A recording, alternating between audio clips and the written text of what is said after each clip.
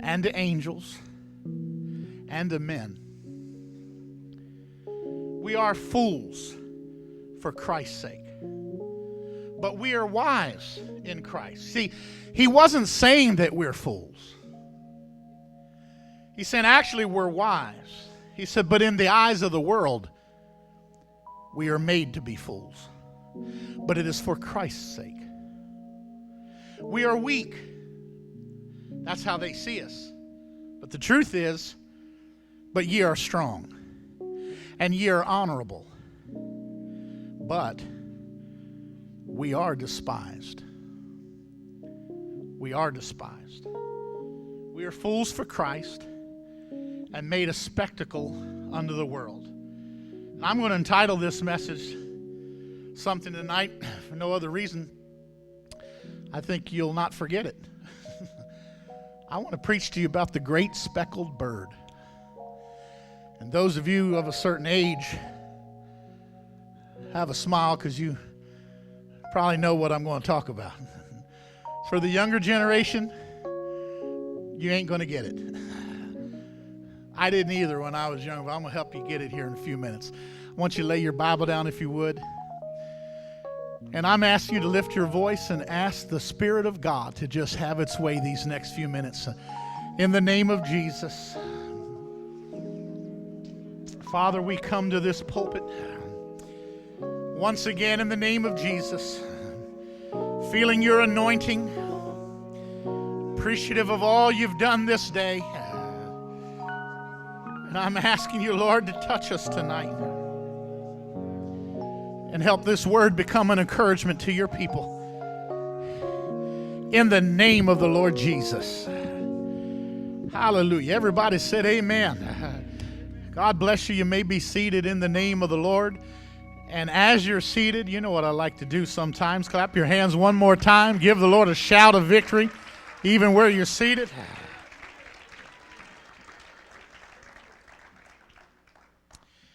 I was not raised in the church, but I came into the church as a 13-year-old young teenager. And it was a whole new world from everything that I had experienced up until now. And I enjoyed being in church. I was 13 when I was baptized. I was 13 when I was filled with the Holy Ghost.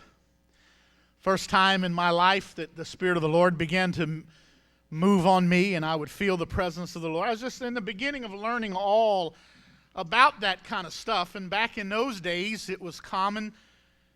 Most of our churches still use the hymnals. And I remember we sang hymns. I still love hearing those hymns. I love it when the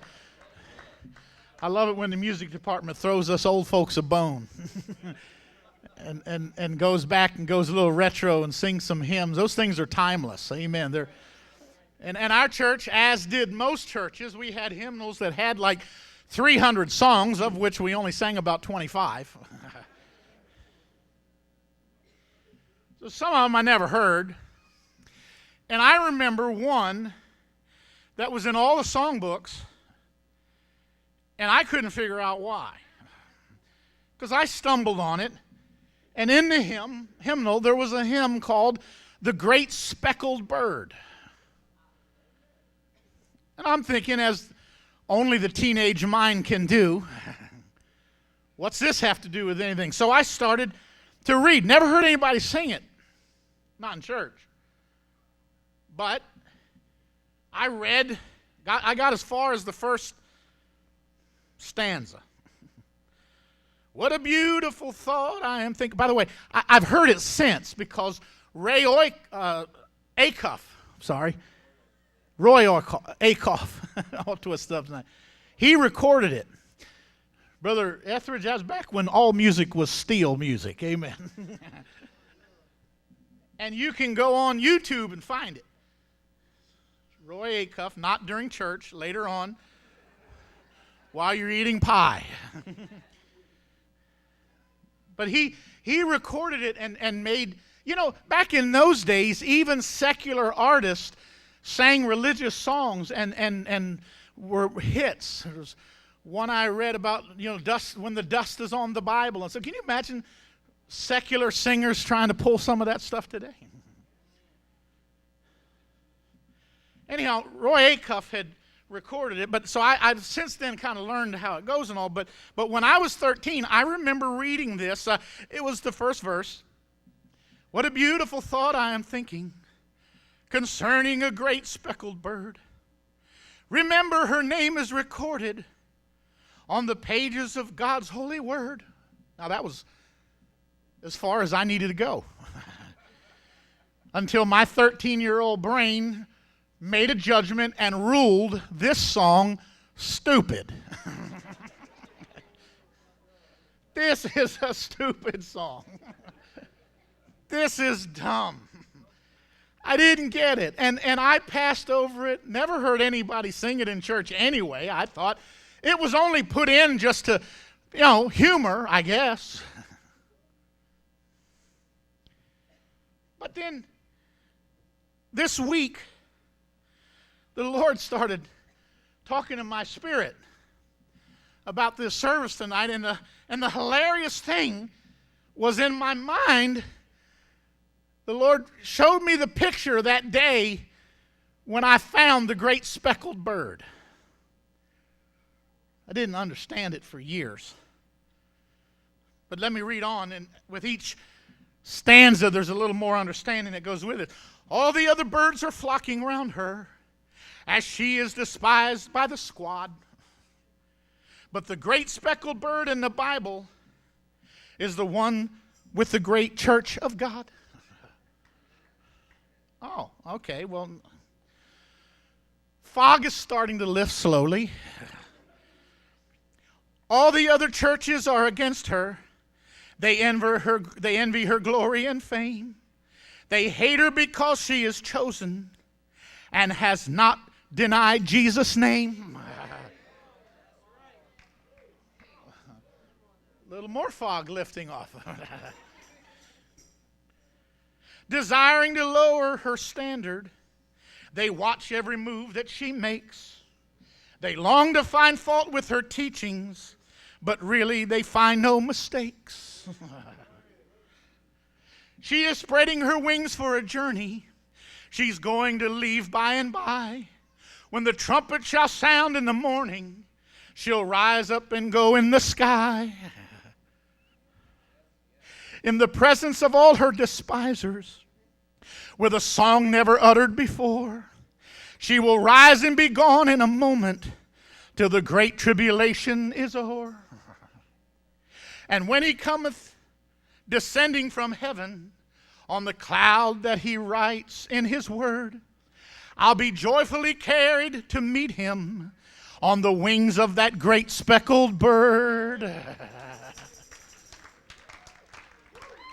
And all of a sudden, I started to get understanding about why the great speckled bird is in the hymnal.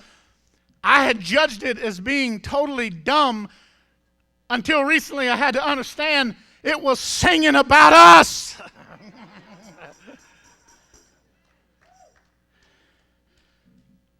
The writer was likening the church to a great speckled bird. Roy was singing about the true New Testament Jesus name church. I get it now.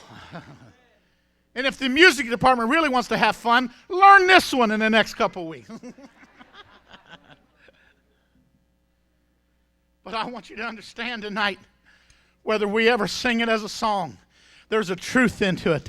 The great speckled bird, because Paul said we are made a spectacle unto the world and unto men and unto everyone for that matter. A spectacle in the Greek word was theatron. It's where we get the word theater from.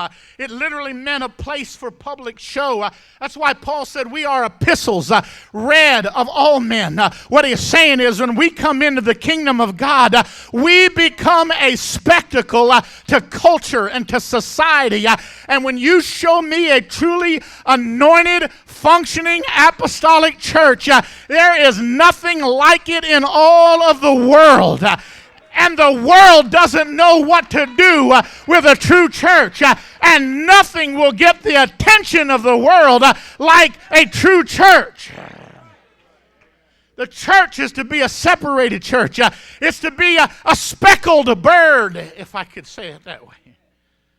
The dictionary in the modern English says of a spectacle, it means a visually striking performance or a display, an event or scene regarded in terms of its visual impact. I want you to bring Matthew 5 up onto the screen for just a moment, and I want you to ask yourself this question as we begin to read in verse 10.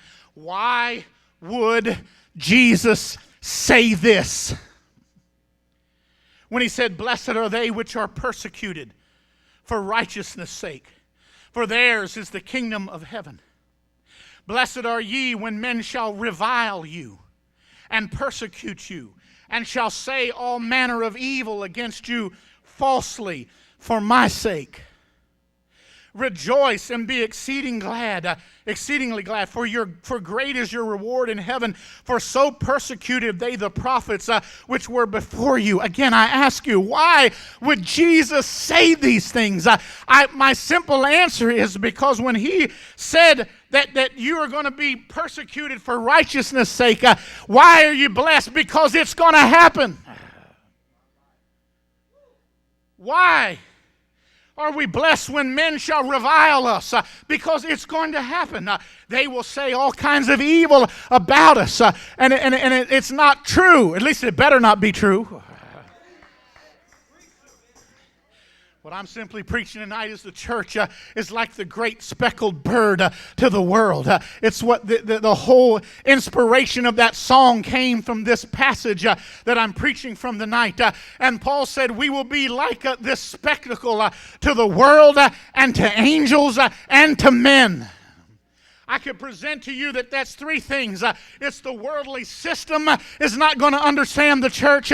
The demonic world, the angels of God understand us, but the fallen angels do not understand us. So the spirit world has a contention with the church, and individual one-on-one people are going to rise up and revile the church from time to time. And you and I, as part of the kingdom, are going to have to stand up and sometimes against that kind of vitriol. The world system will mock you and joke about you. They'll call us stupid and dumb for believing that book. The demonic world will inspire the same thing in any person that it can find available, and will fill people at times with incredible vitriol. And you wonder, why? What are they so angry about? Sometimes it's not the person that's angry, it's the spirit that's driving them that's angry. Because though they may not know who the church is, I promise you every devil in hell knows exactly who the real church is. Individuals will laugh and think us to be idiots as Christians. You see this kind of vitriol playing out even in our culture right now. In an incredibly divided nation, some have even noted that it seems like we are almost as divided right now as we were in the Civil War days. Leading up to the tensions are growing so high. Only this time it's not about anything as real as those issues. This is a spiritual division. I see it, I call it the politics of crazy. What used to be just common sense is now looked upon with incredible disdain. How dare you believe something sensible like that? I have a friend who just this week shared that he was amazed. A church he had been going to for a long time, preaching, having great revivals through the years, contacted him this week and canceled his next revival and told him he's never coming back. And it was because they found out that he's a conservative. I thought, what? But that's the world we live in. Who would have thought that we would come to the place in our nation where we had to defend the right to use a bathroom based on a birth certificate? There's actually a bill right now they're trying to get through about mandating that no, bathrooms are not transgender. They're only used for whatever birth you were assigned, or the sex you were assigned at birth. Now that's not only just common sense, but I'm asking myself, why are we having trouble getting a bill like that passed? And then I ask the bigger question, why are we even discussing such nonsense to start with? I'm telling you, the wickeder this world gets, the more of a speckled bird the church is going to be. The more we're going to stand out, the more we're going to stand aside, the more we're going to have the attention of the world. And we're not given the luxury of sitting back and keeping our mouth shut. It's time to lift up the King of Kings and the Lord of Lords. Who would have thought that stuff that used to be just simple common sense is considered with disdain now? Why is it? I'll tell you why. Because everything is upside down. Let me tell you about upside down. Prophet many years ago, Isaiah, bring it up. Chapter 5, verse 20 said, "Woe unto them that call evil good, and good evil, and put darkness for light, and light for darkness, and that put bitter for sweet, and sweet for bitter."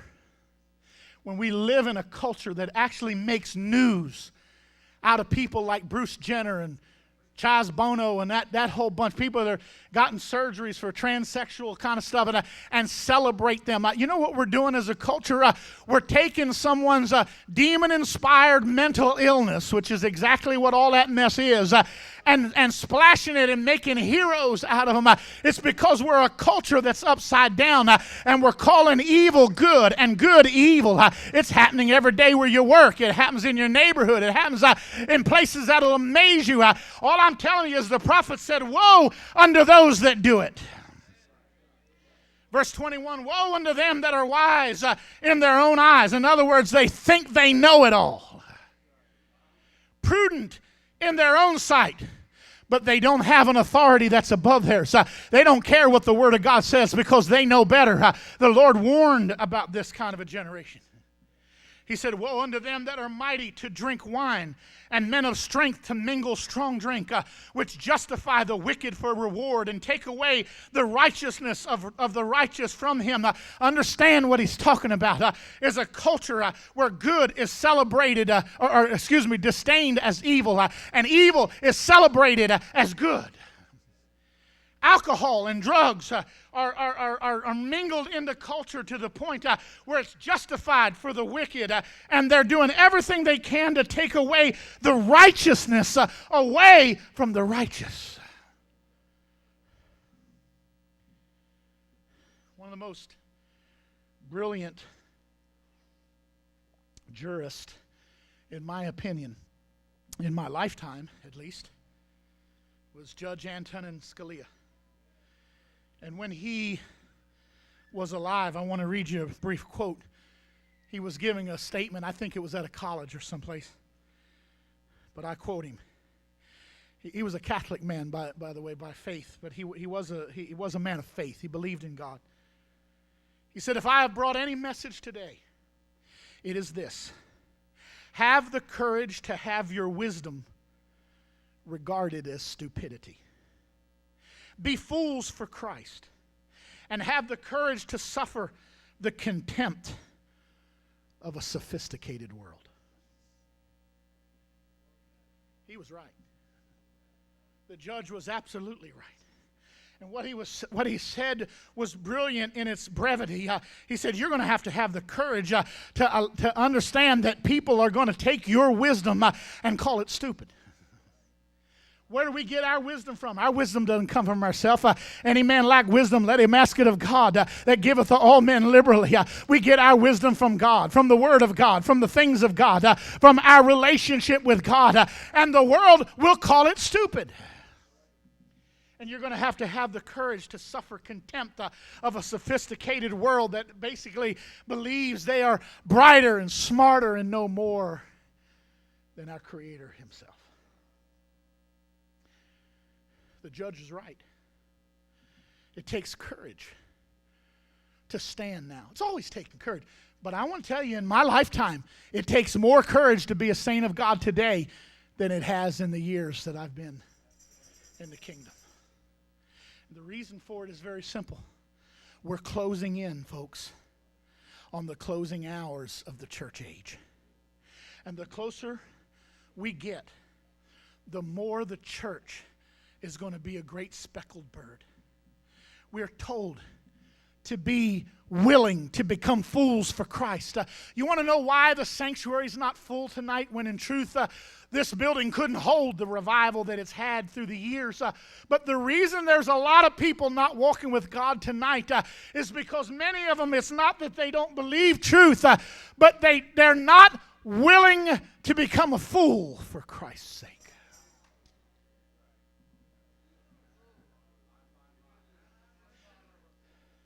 You know why you're shaking your head? Because you're thinking of people right now in your mind that you know. As a matter of fact, sometimes when you talk to them, they'll back you up. I remember my mother, when she was in a backslidden condition, hearing her defend the church to an unbeliever. And I just happened to be in earshot of it.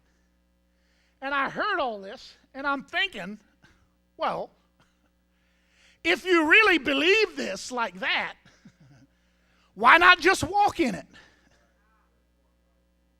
But you see, when we walk in it is when it draws a bunch of attention. As long as it's just a philosophy flying around the alleys of our brain, we can think about whatever we want and nobody can judge it. But the moment I start putting Christianity on, and I start living it by display, I start to become a spectacle. And I've got to be willing to become a fool. I've got to be willing to become that speckled bird, as it were. Bring up 1 Corinthians 4. I'm going back to our text only now. I'm reading you the next verse. The very next verse says, even unto this present hour, we both hunger and thirst and are naked and are buffeted and have no certain dwelling place and labor, working with our own hands, being reviled. Everybody say reviled. Yell it. But he said, nevertheless, we bless. Being persecuted, we suffer it. Being defamed, we entreat. You know what's hard? He said, we are made as the filth of the world, and are the offscouring of all things unto this day. But I write not these things to shame you, but as my beloved sons, I warn you. Paul was talking to the church. He said, you got to understand that you're going to be a speckled bird from time to time. You're going to have your character challenged. You're going to be laughed at times, and you're just going to have to live with it. He went on to say in the next verse after that though we have 10,000 instructors, we have not many fathers. You know what he was saying? He said we need some good, strong, godly men that stand up straight, not a bunch of effeminacy and that kind of foolishness, that can tell me and show me how to walk straight in a crooked world. I want some men of this church to stand with me tonight that will say, I'm ready to stand, Pastor. I'm ready to stand and walk straight in a crooked world. And I'm here to teach my kids. And I'm here to teach my grandkids.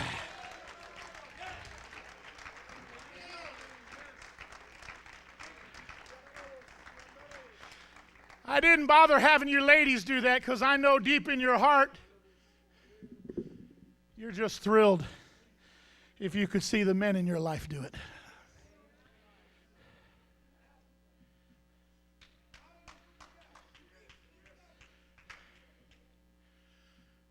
Brother Cunningham, our superintendent, heard him ministering I thought one time I want to steal it and share it with you. He talked about when he was a kid, spent a lot of times as a catcher on baseball teams, Little League and all that kind of stuff. So, but catcher is what he did. Said he spent hundreds of innings, who knows how long. But here was his point. He says, one thing I noticed, he said, we changed fields. He said, sometimes we use different things for bases, this and that, length of the field. But there was one thing that never changed. It was home plate. He said home plate was the same every time. It's always been and always will be 17 inches. He said, what I noticed through the years as a catcher, that it never changed no matter what else did.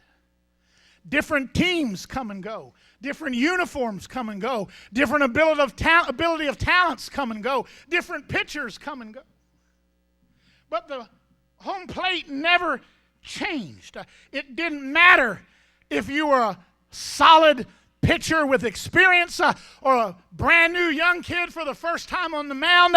It didn't matter what level of skill you were as a batter, whether you were known or unknown. It didn't matter. The umpire was judging the same 17 inches. Because some things have to be forever settled and unarguable in order to have the basis for anything lasting.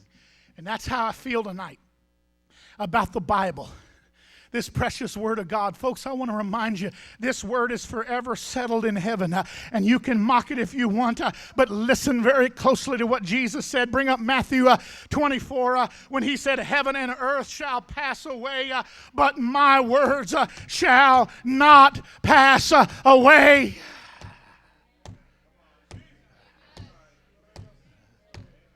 Heaven and earth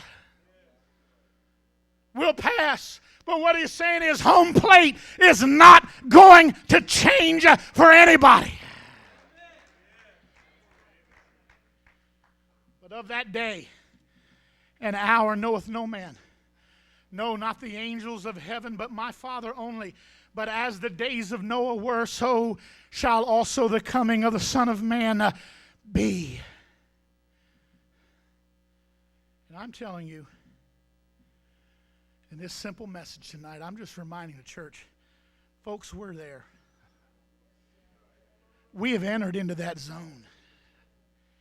And I'm going to ask you a question.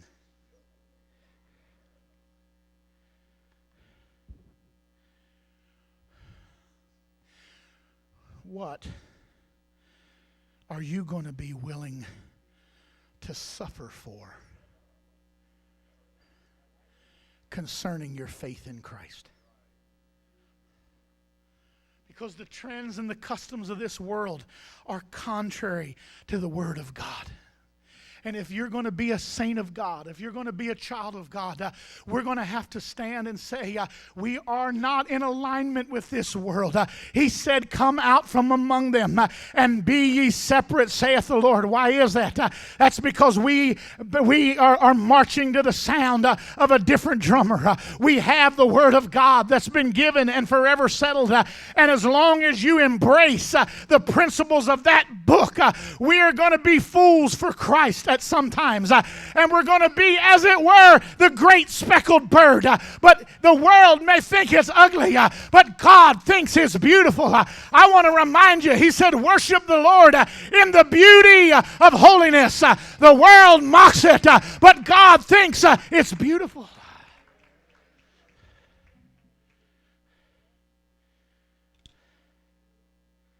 Too many saints want to choose political correctness over biblical correctness. But hear me, the Word does not change to accommodate a crazy culture. Home plate could be changed if it met by some baseball commission somewhere.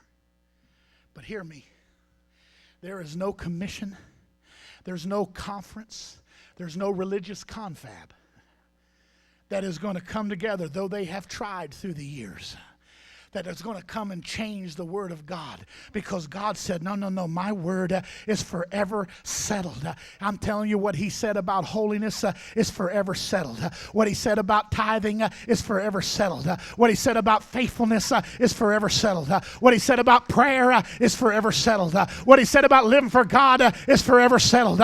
As a matter of fact, I want to say everything that God said in His Word is forever settled.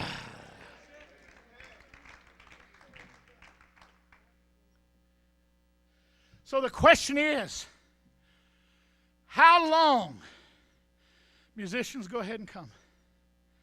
How long will you hold out for truth when every voice around you is screaming out, you're not only wrong, you're stupid.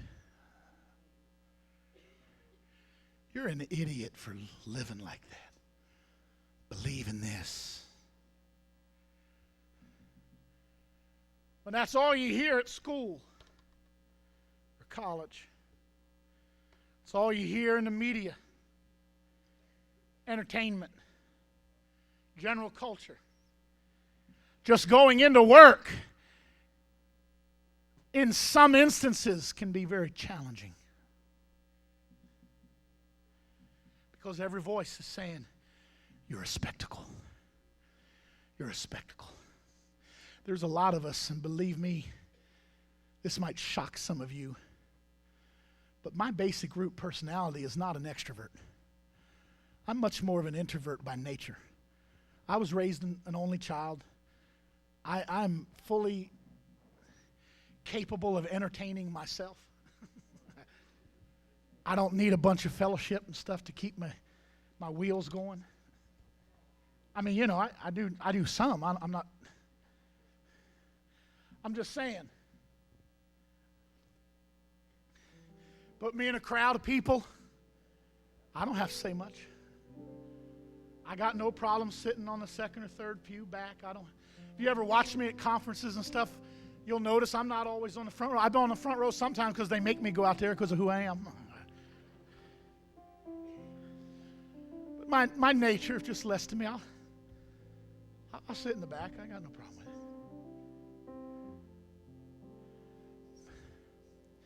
it. My root nature is to just get along with everybody and not ever, you know.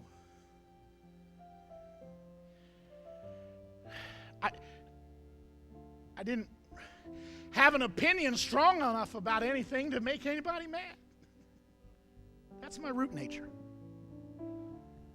I know some of you are looking at me like, say it ain't so. But that is my root nature. Say, whoa, what happened?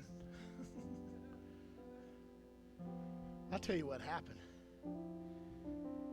I started getting ready for the trip.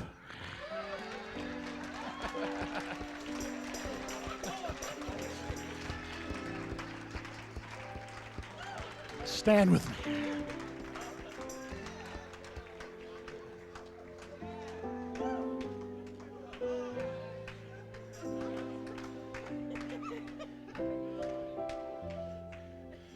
And I started being engaged by His Spirit. He started putting things into my mind and my heart. He started anointing my eyes with eye salve.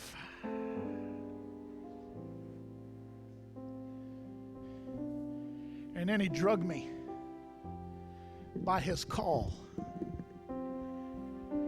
into a pulpit to stand. I've had to encounter some of you times, nothing pleasant about it at all for me. Hate having to do it. But I'm constrained by what I know. And I have determined that God has started to turn my shy, introverted nature by default and started changing me into somebody that at this point, I'm just hardly intimidated by anybody. And I don't mean that in a prideful way. I'm not full of confidence in myself whatsoever. But I am utterly consumed with confidence in His Word and in Him. And so if the whole world says we're wrong, we get more and more attention as a result of it. I'm just going to say, if we have to be fools for Christ, do you know how many times it is that we see things because of our relationship with God and the wisdom that God's given us, and we can see things that this is simple, and then you try to share the logic of it, and you get laughed out of the room. That's what the judge was talking about. He said, our sophisticated world is, you're going to have the courage to be mine. And if there's anything you need to walk with God, let me tell you something. The biggest myth in the world is that Christianity is for weaklings. That's a myth. The truth of the matter is, weak-charactered people usually get pushed out pretty quick. How long will you be willing to be a speckled bird? How long? When you can't buy or sell without a mark. Folks, we're so close to that. If we understood how close we were to it. All I can tell you is I think it's 7 times in the first 3 chapters of the book of Revelation. He that hath an ear, let him hear what the Spirit says to the church. He that hath an ear, let him hear what the Spirit says to the church. What the Spirit says to the church. What the Spirit says to the church. And then in the 4th chapter, you find the church being spoken about as in heaven.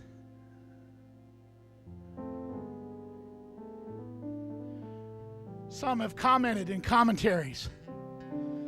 The first 3 chapters lead us up to the world and what it's going to be in those last days before He comes. If there's any truth to all of that analogy, there's one thing that screams out of it, and that is, if there's anything the last days church needs, is we need to be sensitive to hearing what the Spirit says to the church. And the Spirit always starts with the Word. And if you're hearing voices that are contrary to the Word, you need to turn those voices off as quick as you can. But I want to hear Him. Because, folks, we're living in crazy times. And it might mean, and listen, I believe in revival. God's going to open doors for the church, but it's not going to come free. We're going to be a speckled bird. And we're going to be fools for Christ. But I've made up my mind.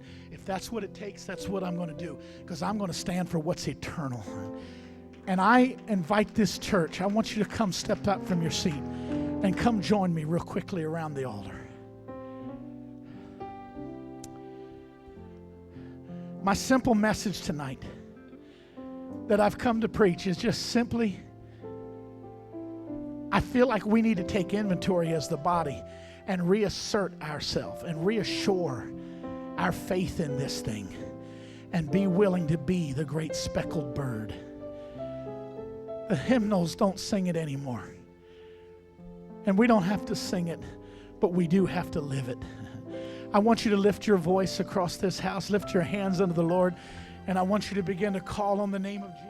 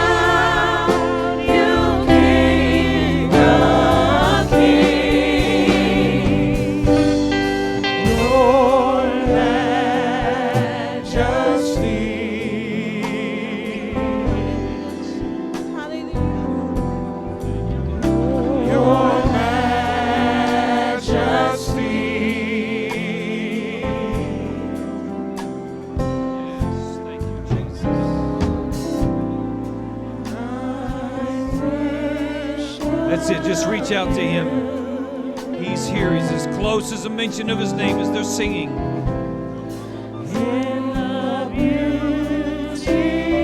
He is royalty, and you are royalty because He has made a way for each of us.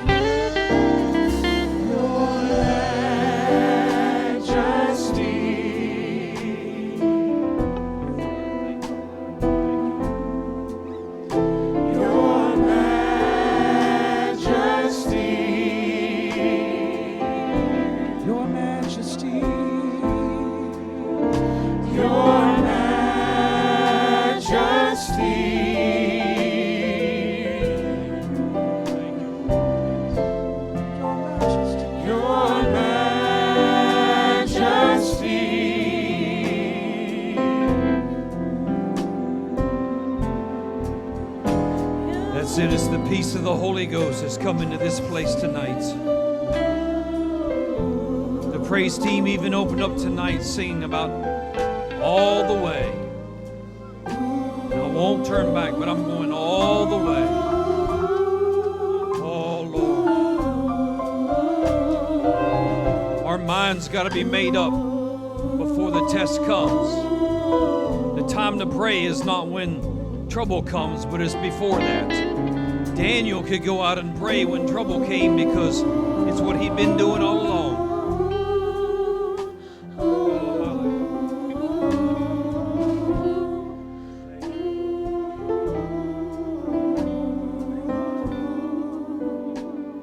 Take the hand of someone on the right and the left.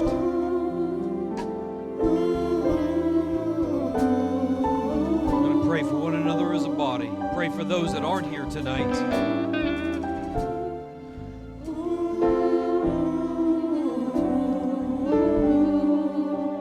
I have a whole list. I'm not going to call out the names. We did that earlier, but I want us to pray. And I want us to pray for each other because we will face some things that we haven't before.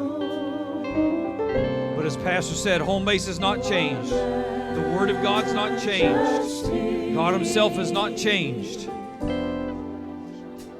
We can trust Him. Father, we look to You tonight, God. In the name of these that are not able to be here tonight, but Lord, move where they are. Move on them. By Your authority, by Your majesty, by Your power and might. Oh God, to bless them, Lord. Honor them, Lord.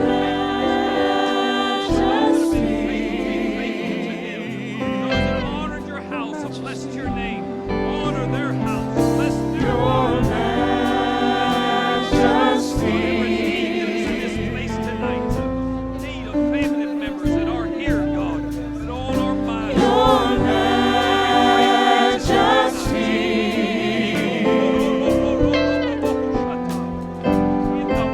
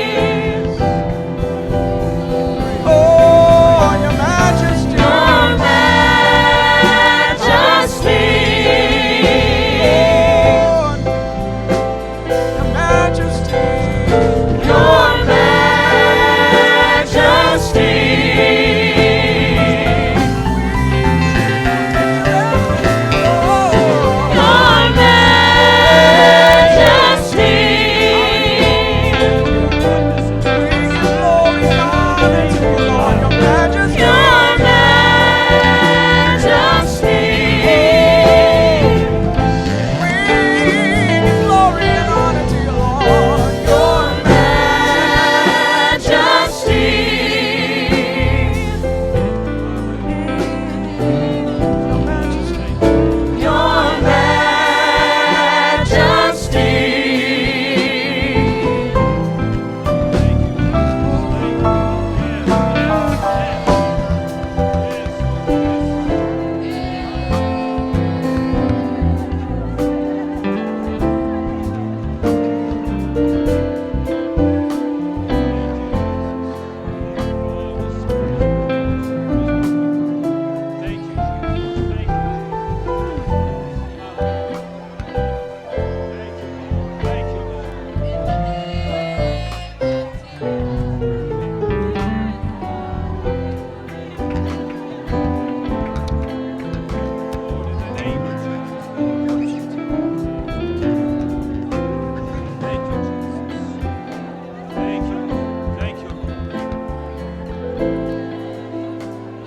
Hearts are tender for the move of God.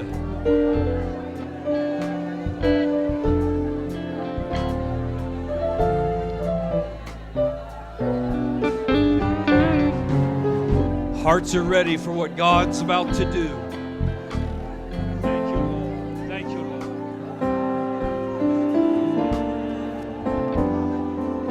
Thank you, Jesus.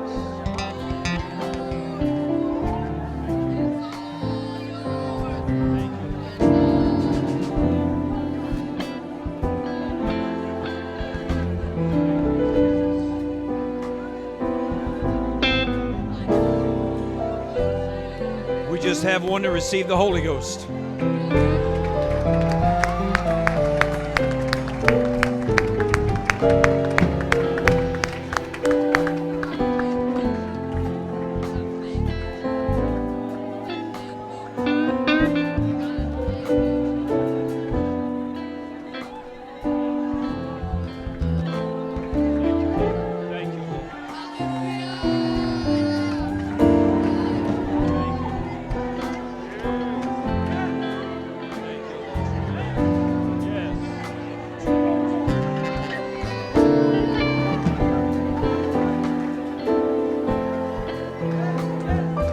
Let's pray for our families, because there is a war against the home.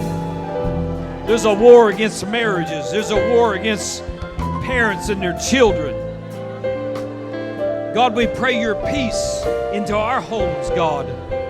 Let the peace of God abide there, Lord. It's a place that we can go. It's a sanctuary away from the world. Lord, that our homes, that the world not invade it, God. That we as men stand our guard on the things that would come into our homes, Lord. In the name of Jesus.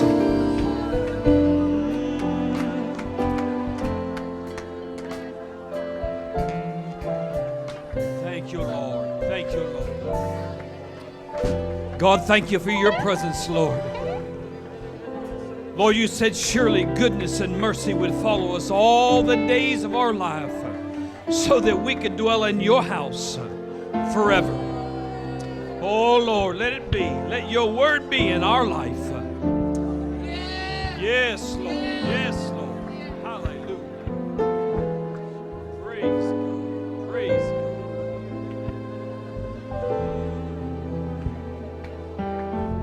Thank you, Lord.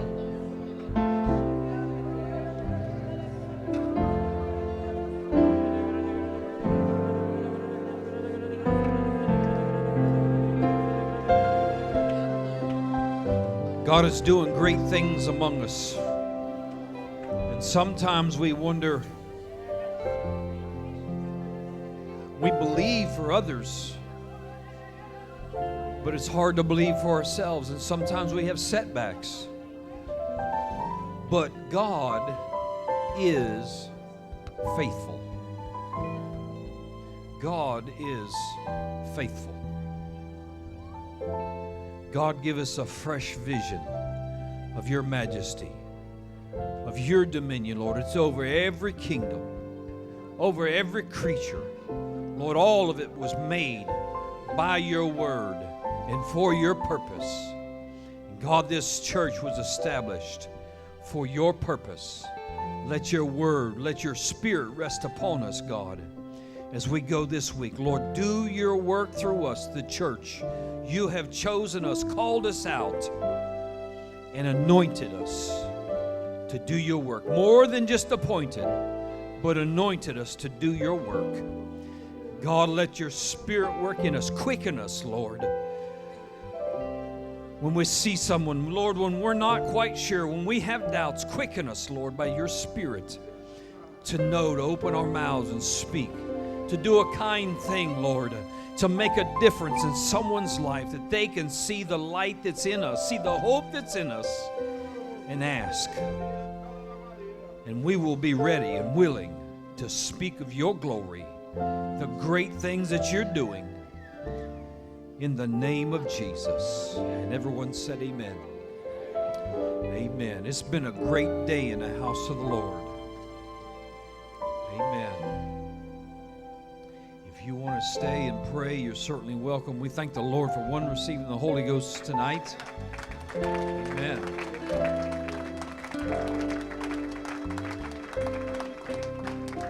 This is what it's all about, and it's just the beginning. Praise God. I know they've been having things ready for us, but don't worry. If you want a warm piece of pie, we can always put it in the microwave. Amen. But please stay, have some fellowship tonight. Amen. Support that. Again, Wednesday evening, here, Pastor's Bible Study. There is a college and career breakout this week at the Family Life Center. Sister Gormley needs to meet with our cleaning staff in just a minute at the sound booth. Just a couple things she needs to go over with you. By the way, thank you.